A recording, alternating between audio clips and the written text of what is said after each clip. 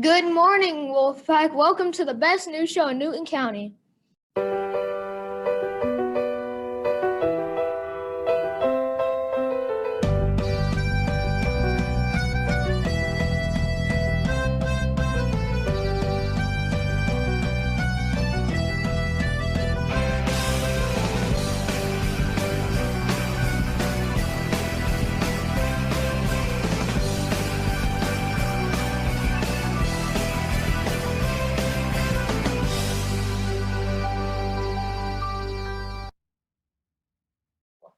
Good morning, Flint Hill, and welcome to March the 31st, 2021. It is Wednesday. We are halfway through this week, which means we only have 2 more days until spring break. And I know you're excited about it just like I am. Boys and girls, let's don't lose sight. We still have to get through these next few days. We've got a great show planned out for you today. We're going to have a book read to you by Alex Sanson. It's called The Day of the Crayons. That's right. I had to have a little help there. The Day of the Crayons, and it's really cute. And I love Duncan. Okay, just let me say, I love Duncan. We're also continuing to celebrate Women in History. This will be our last day of that, and we're going to feature 2 very special people. And we are also this week celebrating Assistant Principals Week. And today we're going to have a huge shout out for Miss Deanna Evans. And just let me say this, if you don't know Miss Evans, she's a great person, okay? She has a little boy in kindergarten, Carter, and we're gonna feature him on the show and let him give his mom a special message for being an assistant principal here at Flint Hill. If you didn't know this, Miss Evans at one time was a business ed teacher in high school. She taught people how to type in high school. I can only feel for her because I try to teach you guys how to do that in elementary school. So, boys and girls, have a great day. Remember the 3 W's: wear your mask, wash your hands, and watch your distance. Remember the Howell expectations. Earn those PBIS points, boys and girls, and we will see you back here tomorrow on WPTV.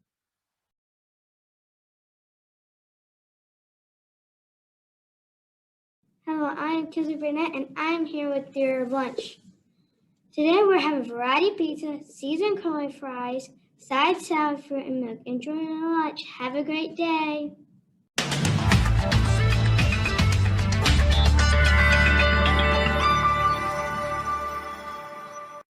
Good morning, Wolfpack. Today is Wednesday, March 31st, and today you're here with your weather from Bella. The high is 74 and the low is 37, and there's a 70% chance of rain. So make sure you get outside before it starts raining. Bye, Wolfpack.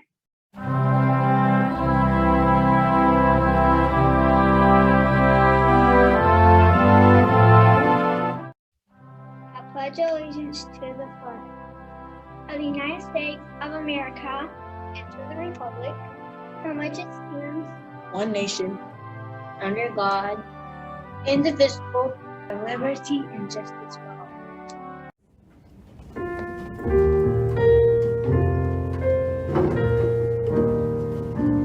Oh, beautiful for spacious skies, forever waves of rain, for purple mountain majesties above the fruited plain.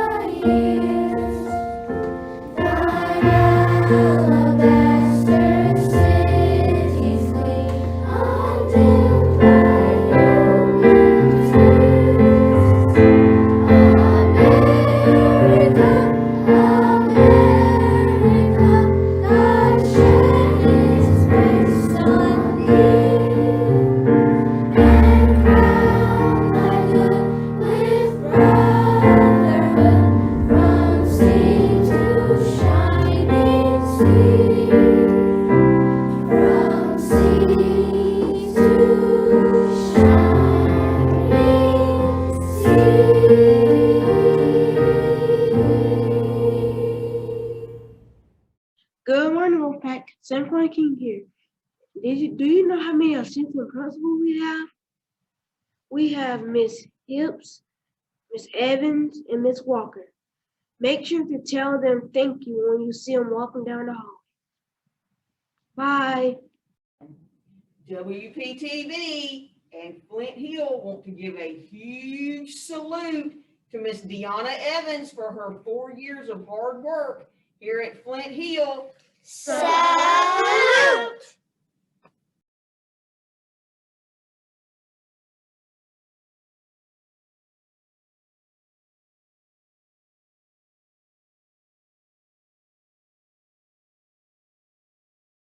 Good morning, Wolfpack, and today is National Crayon Day. So I am reading The Day the Crayons Quit by Drew Daywalt. Pictures by Oliver Jeffers.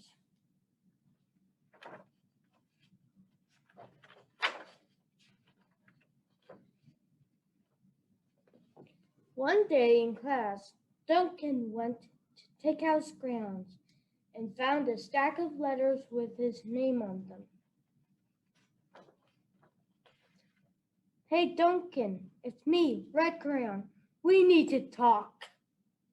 You make me work harder than any of your other crayons. All year long, I wear myself out counting fire engines, apples, strawberries, and everything else that's red. I even work on holidays. I have to color all the Santas at Christmas, all the hearts on Valentine's Day. I need a rest. Your overworked friend, Red Crayon. Dear Duncan, all right, listen. I love that I'm your favorite crayon for grapes, dragons, and wizard's hat, but it makes me so crazy that so much of my gorgeous color goes outside the line. If you don't start coloring inside the line soon, I'm going to completely lose it. Your very neat friend, Purple Crayon. Dear Duncan, I'm tired of being called light brown or dark tan, because I am neither. I am beige, and I am proud. Also tired of being second place to Mr. Brown Crayon. Not fair that Brown gets all the bears, ponies, and puppies, while the only things I get are turkey dinners, if I'm lucky, and wheat. And let's be honest, when was the last time you saw a kid excited about coloring wheat? Your beige friend, Beige Crayon. Duncan, Gray Crayon here. You're killing me! I know that you love elephants, and I know that elephants are gray. That's a lot of space to color. And all by myself. And don't even get me started on your rhinos, hippos, and humpback whales. You know how I'm tired? You know how tired I am after handling one of those things? Such big animals. Big penguins are gray, you know. So are very tiny rocks, pebbles. How about one of those once in a while to give me a break? Your very tired friend, Gray Crayon. Dear Duncan, you color with me, but why? Most of the time, I'm the same color as the page you are using me on, white. If I don't have a black outline, you wouldn't even know I was there. I'm not even in the rainbow. I'm only used to color snow or to fill in empty spaces between other things. Leaves me feeling, well, empty. We need to talk. Your empty friend, White Crayon. Hi, Duncan. I hate being used to draw the outlines of things that are colored in by other colors, all of which think they're brighter than me. It's not fair when you use me to draw a nice beach ball, then fill it in with all of the other colors. All of the other crayons. How about a black beach ball sometime? Is that too much to ask? Your friend, Black Crayon. Dear Duncan, as Green Crayon, I am writing for two reasons. One is to say that I like my work. Loads of crocodiles, trees, dinosaurs, and frogs. I have no problems, and I wish to congratulate you on a very successful coloring things screen career so far. The second reason I write is for my friends, Yellow and Orange Crayon, who are no longer speaking to each other. Both crayons feel they should be the color of the sun. Please tell this soon because they're driving the rest of us crazy. Your happy friend, Green Crayon. Dear Duncan, Yellow Crayon here. I need you to tell Orange Crayon that I am the color of the sun. I will tell him, but we are no longer speaking, and I can prove it. I'm the color of the sun. Last Tuesday, you made the color of the sun on your Happy Farm coloring book. In case you've forgotten, it was on page 7. You can't miss me. I'm shining down on a brilliant field of yellow corn. You're proud and the true color, Yellow Crayon. Dear Duncan, I see Yellow Crayon already talked to you, the big whiner. Anyway, could you please tell Mr. Tattletale that he is not the color of the sun? I would, but we're no longer speaking. Both know that I am clearly the color of the sun because on Thursday, you need to color the sun on both the Monkey Island and Meet the Zookeeper pages in your Day at the Zoo coloring book. Orange, you glad I'm here? Ha! Your pal and the real color of the sun, Orange Crayon.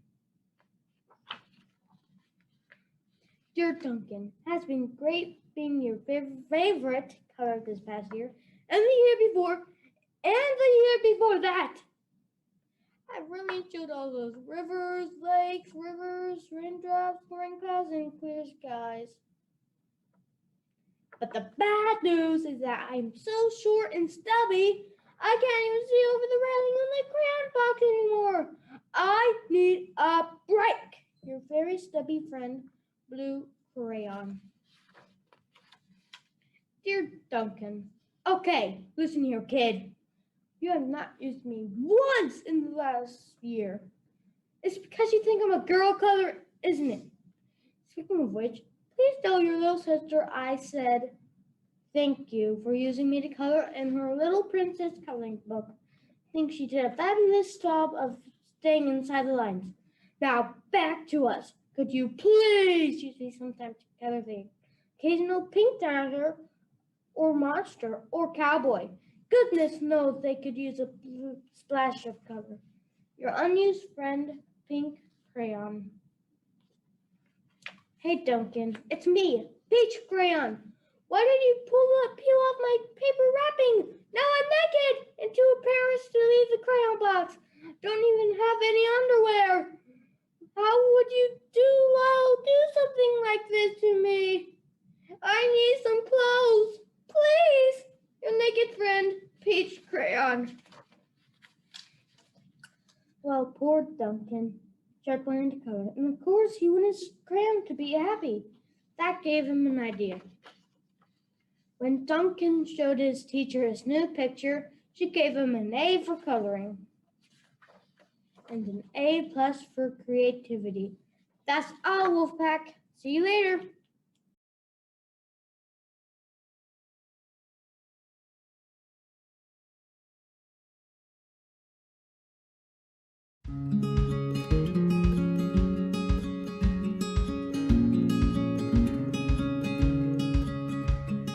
Georgia O'Keeffe was an American artist who is often referred to as the mother of American modernism. She is best known for her large paintings of flowers, skyscrapers, and the landscapes of New Mexico. Georgia O'Keeffe was born on November 15, 1887, on a dairy farm in Wisconsin. She knew from a young age that she wanted to be an artist, and her mother encouraged Georgia to take art lessons. Growing up on a farm helped to fuel Georgia's fascination with nature, something that would be reflected in her art throughout her life. As a young woman, Georgia studied art in Chicago and New York, but she grew frustrated that what she was being taught did not allow her to express her own ideas of what art could look like. That's when Georgia O'Keeffe discovered abstract art, artwork that doesn't try to show the world as it really is, but uses shapes and colours in unusual ways to express ideas and emotions. This new way of painting was exciting to Georgia, and she began to experiment with it. She later said, "I found I could say things with colour and shapes that I couldn't say in any other way, things I had no words for." In 1915, Georgia made a series of abstract charcoal drawings and sent them to a friend. Without Georgia's permission, her friend took these drawings to famous photographer Alfred Stieglitz, who displayed them in his art gallery. At first, Georgia was very angry that he had done this, but they soon became friends. At that time in history, being a professional artist was not considered an option for women, but Alfred was so impressed with her work that in 1917 he hosted Georgia's first solo art exhibition at his gallery. Georgia and Alfred eventually fell in love, and in 1924 they got married. The two lived in New York City at the top of one of the tallest skyscrapers of the time, and Georgia O'Keeffe started painting the city that she saw from her window. She once remarked that you could not paint New York as it is, but rather as it felt, and Georgia used a distinctive style to create dramatic paintings. At this time, Georgia O'Keeffe also began painting large close-ups of flowers, the art she is perhaps most famous for. She would take small details of the flower and put them onto large canvases, magnifying them and transforming them into something abstract, with bright colours and bold brushstrokes. In 1946, the Museum of Modern Art in New York held an exhibition of Georgia's work, and a few years later, Georgia left New York to live in New Mexico, a place she had visited regularly over the past 20 years, but now made her home. Just as she painted the city around her before, Georgia started painting the desert of New Mexico and the things she found there, often including bones in her paintings. Many people associate bones with death, but Georgia found them to be beautiful, and she was fascinated by the small details she'd see in them, just like with the flowers. She fell in love with New Mexico's unusual landscape and would spend hours in the hot desert painting what she saw. Georgia felt particularly inspired by the Paternal Mountain, which she painted over and over. She once said, "It is my private mountain. It belongs to me. God told me if I painted it enough, I could have it." Georgia O'Keeffe died in 1986 at the age of 98. She continued to paint in her old age, producing more than 2,000 pieces of art in her lifetime. Even when she began to lose her eyesight, she would still make art with the help of an assistant, describing to them what she wanted to create. She said, "I can see what I want to paint. The thing that makes you want to create is still there." Georgia O'Keeffe was a free spirit who changed the world of art by pushing creative boundaries and expressing herself in new and distinctive ways. She opened the door for female artists and inspired those that came after her to never be ashamed to see things differently or to try new things. Georgia herself said it best, "I've been absolutely terrified every moment of my life, and I've never let it keep me from doing a single thing I wanted to do."